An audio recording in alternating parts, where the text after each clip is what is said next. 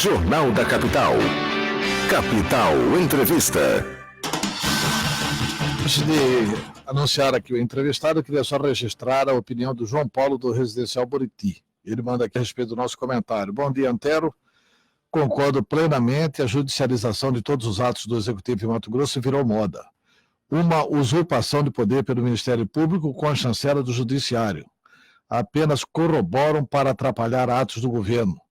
Bem observada a ausência de informativos em massa contra queimadas durante a estiagem. E assim, de fato, o Estado padece. É porque o Ministério Público acha que pode se meter em tudo, e aqui tem uma juíza, a doutora Célia Vidotti, que eu até reputo uma boa juíza, mas que ela proibiu o Estado de fazer propaganda, como se não estivesse escrito no artigo 37 da Constituição, que são princípios da administração pública: legalidade, impessoalidade, moralidade, publicidade e eficiência. Quer dizer, o Estado não fez publicidade desse período de queimadas. E aí o Mato Grosso arde em chamas. As queimadas aconteceriam do mesmo jeito, mas poderiam ser em menor número e ajudam a conscientizar de ano para ano. Eu recebo com muita alegria aqui nos estúdios da Capital FM o secretário de Segurança Pública e Justiça, o doutor Alexandre Bustamante. E nós vamos conversar sobre vários assuntos, mas vamos começar falando sobre esse mutirão na Penitenciária Central Estadual. Tem muita gente achando que estão mexendo em caixa de marimbondo. Como é que foi esse mutirão? Qual o resultado desse mutirão? O que se pode dizer para a sociedade? Bom dia, secretário. Prazer tê-lo conosco. Bom dia, Antero. Bom dia, ouvintes. É uma operação que nós estamos fazendo de organização e limpeza, faxina, higienização dentro do presídio. O que diz respeito a essa operação é bem simples.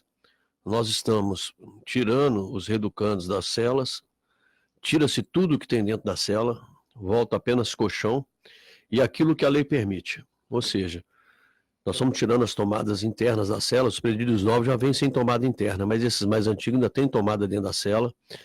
Nós estamos tirando a iluminação interna, nós vamos colocar tudo iluminação externa, com ventilação externa, e dando ao reeducando a condição de higiene necessária. Tem muita cela ali que há muito tempo não era limpa, e nós estamos fazendo essa faxina e organização do presídio, colocando uma contagem real de cada unidade, cada reeducando por cela, sabendo exatamente cada reeducando está em que cela, e essa organização para nós é muito importante. A gente consegue mapear uma estrutura interna que não era muito complexa. Tá, mas foi encontrado nesse mutirão lá, já foi encontrado muita coisa que não deveria estar lá? Muitas coisas, inclusive uma quantidade de lixo exorbitante que estava dentro da cela, causando inclusive doenças, além de outras coisas que a lei de execução penal não permite. Então a gente está retirando tudo das celas, inclusive com o apoio da grande maioria dos presos, que entende que essa operação é uma operação que traz para ele mais conforto. Alguns realmente não estão gostando da operação. Esses que não estão gostando, porque tiram todos da zona de conforto, tiram algumas benesses de alguns, mas a maioria está ajudando, inclusive, na operação. Por que estão dizendo o seguinte, mas está mexendo em casa de marimbondo e tal, porque os cabeças coroadas do crime estão lá? Exatamente. A gente tem hoje, dentro da massa carcerária, as principais lideranças do crime no Estado, mas essas lideranças estão sendo segregadas e estão sendo acompanhadas mais de perto. A gente consegue observar a diminuição de contato interno da unidade carcerária com extramuro, e com isso a gente tem o isolamento das lideranças. Secretário, quando que nós vamos ter assim, a boa notícia? Olha, não consegue mais falar de telefone de dentro do presídio. Então, a partir do momento que o governo federal conseguir, com as empresas de telefonia, os bloqueadores de celular. Até então é muito complexo. São seres humanos que trabalham lá dentro, são factíveis de corrupção, além da entrada de toda forma, mesmo tendo body scan, raio-x, ainda tem entrada de drones também, que aportam no interior do presídio. Então, a forma de entrar celulares é muito grande. Uma das medidas que estamos tomando é justamente essa, não ter mais tomadas e energia elétrica dentro das celas, e dificulta o carregamento dos celulares. Mas não quer dizer que nós vamos cortar 100%. A medida que a gente faz é para diminuir o máximo possível e não permitir o samba do crioulo doido que estava. Foi constatado superlotação na penitenciária central? O sistema do Brasil, como modo geral, tem uma superlotação muito grande. Na PCE, Hoje a maior unidade nossa é a PCE. Ela tem praticamente 3 reeducantes para cada vaga. E tem projetos no sentido de construir novos presídios em Mato Grosso, penitenciárias produtivas, tem projetos nesse sentido? Tem. O governador Mauro Mendes, quando assumiu o governo em janeiro desse ano, fez uma avaliação de obras que estavam paradas. Nós tínhamos 2 obras de penitenciária parada. Uma jovens e adultos aqui no Capão Grande, na Várzea Grande, e uma em Peixoto de Azevedo. Essa obra do Capão Grande aqui na Várzea Grande, a penitenciária jovens e adultos, vai ser a maior penitenciária do estado. Maior, inclusive, que a PCE. E nela a gente conta hoje com 1.000 vagas e ela deve ser entregue esse ano. Uma das primeiras determinações na área do sistema prisional do governador Mauro Mendes foi a retomada das 2 obras, né? Elas estavam paradas há praticamente 1 ano e elas voltaram à sua construção. Jovens e adultos devem ser entregue esse ano ainda e Peixoto de Azevedo no início do ano que vem. Secretário, a criminalidade, como que vocês têm acompanhado aí? Ela aumentou, diminuiu e tal? Como é que tem sido nesses momentos em que o Brasil tem uma recessão econômica, né? Então... dentro da análise criminal que é feita, que a gente acompanha, a gente tem observado uma redução gradual e constante da criminalidade no que diz respeito ao cometimento de crimes, especialmente roubos e furtos. A gente tem conseguido, homicídios também. A gente tem um estado dividido em RISPs, regiões integradas de segurança pública, e a gente consegue observar que nas 15 RISP, 13 nós conseguimos obter 100% de redução, né, em todos os delitos. Ainda alguns não têm a redução, mas são por poucos números, ou muitas vezes por causa de confronto de policiais com os meliantes. Aí realmente aumenta o homicídio.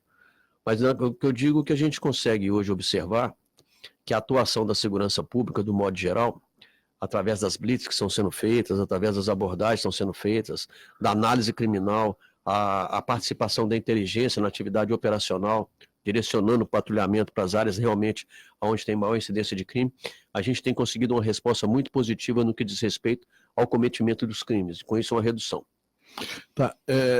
Secretário, nesse episódio da Grampolândia já foi substituído um delegado e agora foi substituído um agente lá. Esse agente substituído, a Polícia Judiciária Civil alegou que é em função de férias que já estavam marcadas, previamente marcadas, mas há um noticiário da imprensa de que é por causa de parentesco com um dos investigados, o coronel Ayrton Siqueira. E o delegado?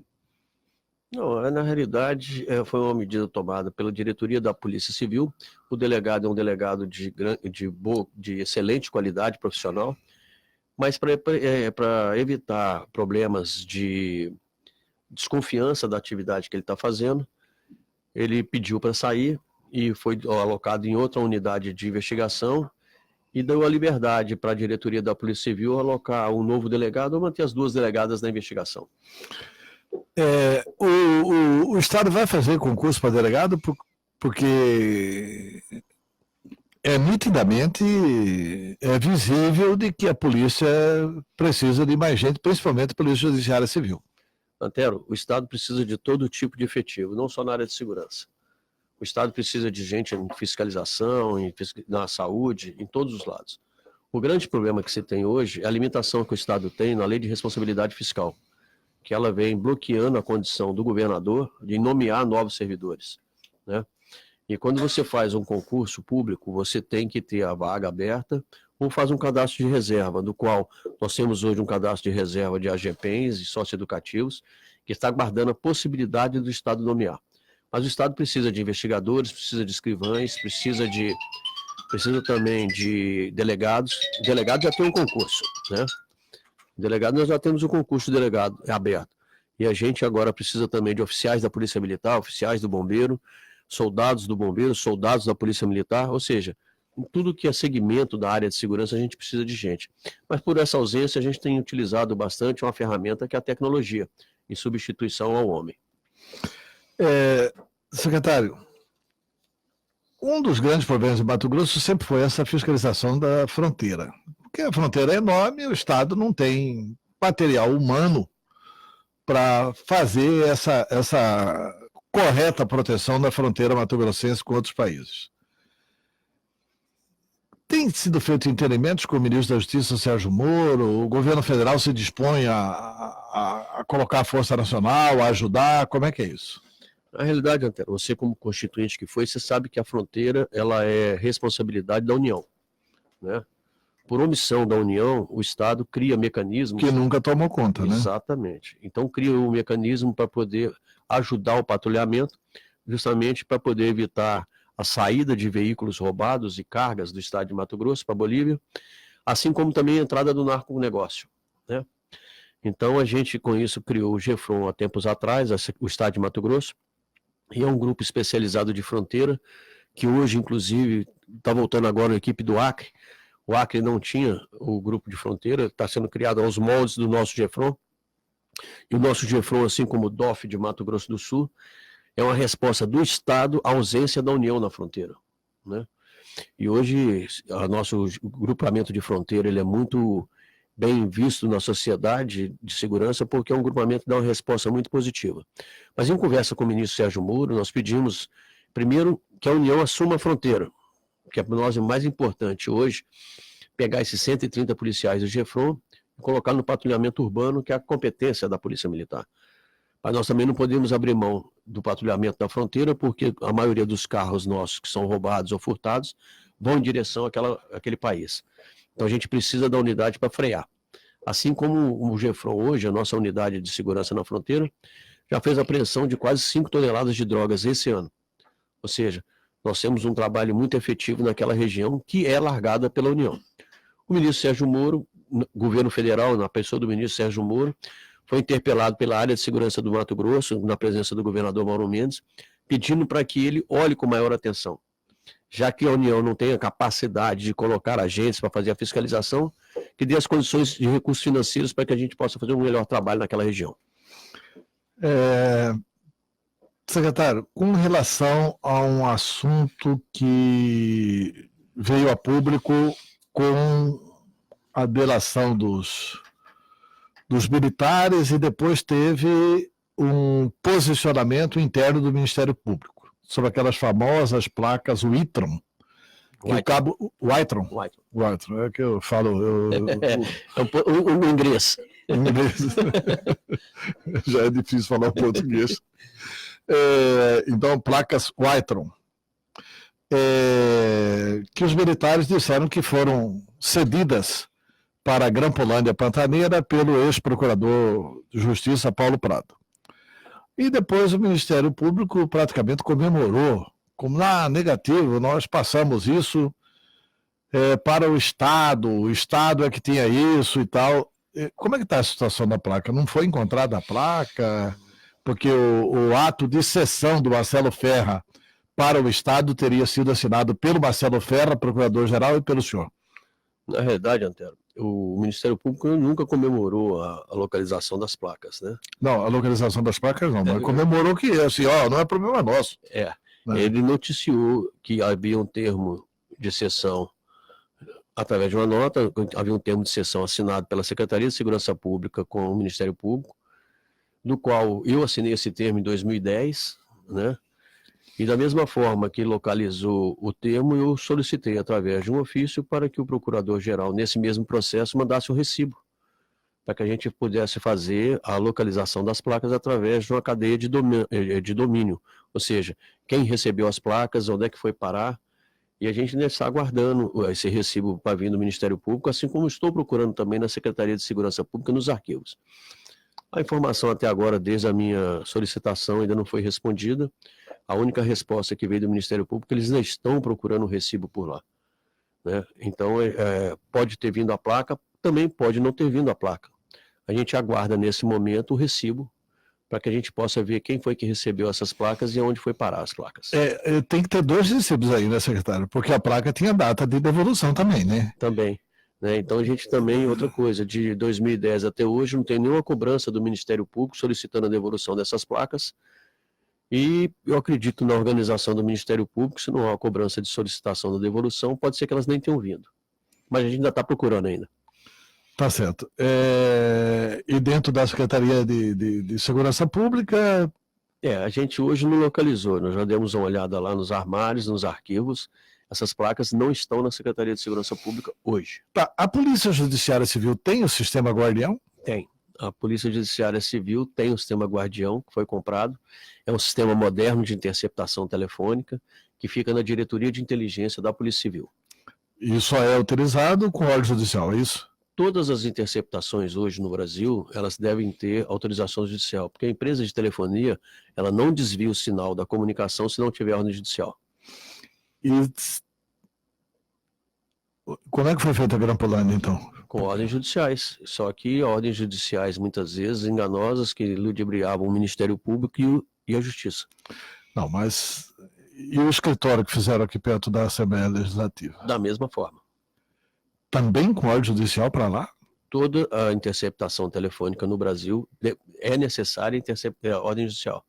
Tá, mas tecnicamente a operadora é capaz de informar o que veio para o Guardião do GAECO, o que veio para aquele equipamento ali perto da Assembleia? Perfeito. É perfeitamente factível. Totalmente. Conseguir essa prova. Totalmente. Então, não consegue se não quiser. É só pedir um relatório que a empresa vai falar em que sinal foi desviado e para onde. Tá. Secretário, qual a sua expectativa com relação, porque esse primeiro ano do Mauro Mendes tem sido um ano de contenção de despesas, né? Quer dizer, como que repercutiu aquele fechamento de delegacias, teve uma cheadeira no início, depois parou a cheadeira, por quê? Antero, são duas situações diferentes entre a Polícia Militar e a Polícia Civil, né? A Polícia Civil, basicamente, é uma polícia investigativa judiciária, enquanto a Polícia Militar é uma polícia de presença e de prevenção. Quando a gente observa um parâmetro que existe entre a Polícia Federal e a Polícia Civil, que são polícias judiciárias, uma do Estado e outra da União, a gente percebe que a Polícia Federal não tem em todo o município, mas ela atua em todos os municípios. Ela investiga tudo que é crime naquele município de competência federal. A ideia é dar essa dinâmica maior na Polícia Civil, onde dá maior capacidade para ela que possa investigar em todos os 141 municípios do estado, mas não necessariamente uma presença nos 141 municípios. A gente consegue com isso fortalecer as unidades, a gente consegue não economizar, mas fazer com que o estado fique mais atuante em determinados setores. Tá, tem uma pergunta aqui do João Paulo, do Residencial Buriti, pergunta para o senhor o seguinte: gostaria de saber a posição do secretário quanto a esta guerra estabelecida hoje entre a Polícia Judiciária Civil e a Polícia Militar, e quanto às declarações dos coronéis da PM, quanto às informações que irão abalar o nosso Estado. O que é isso? Eu não vejo nenhuma guerra entre a Polícia Judiciária Civil e a Polícia Militar. Eu acredito que cada uma está fazendo o seu papel constitucional, uma apurando crimes no que diz respeito à esfera civil, a outra apurando os crimes na esfera militar, e a gente consegue com isso, cada um cumprir o seu papel constitucional. É certo que algumas demandas existem, como em toda grande família, e a família da segurança pública ela é bem grande. Tá, mas e essas declarações de coronéis que ele menciona aqui? Toda vez eu acordo de manhã falando que vão vir declarações bombásticas, eu até hoje estou aguardando. Mas não, o senhor não as conhece? Não sei o que se trata, tem que sair a público para a gente poder tomar as medidas adequadas.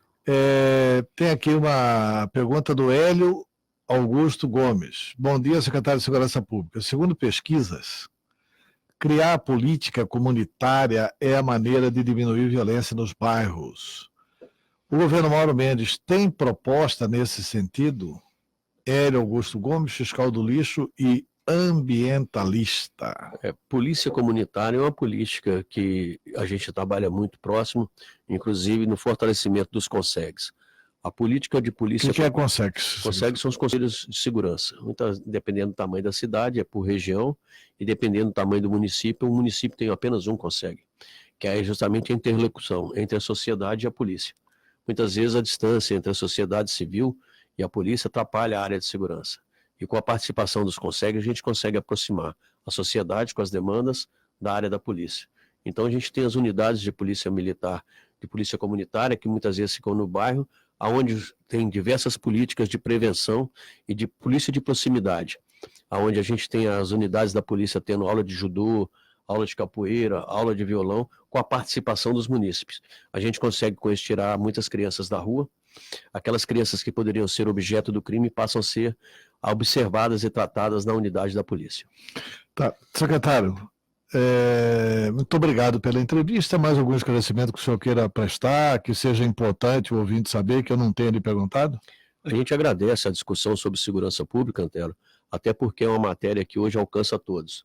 E estamos sempre dispostos a vir falar sobre segurança pública, o que tem feito e quais são os projetos da área de segurança. E eu gostaria muito de agradecer a você o espaço e nos colocamos à disposição para novas entrevistas. Tá ok. Muito obrigado pela entrevista. São 7h47 em Cuiabá.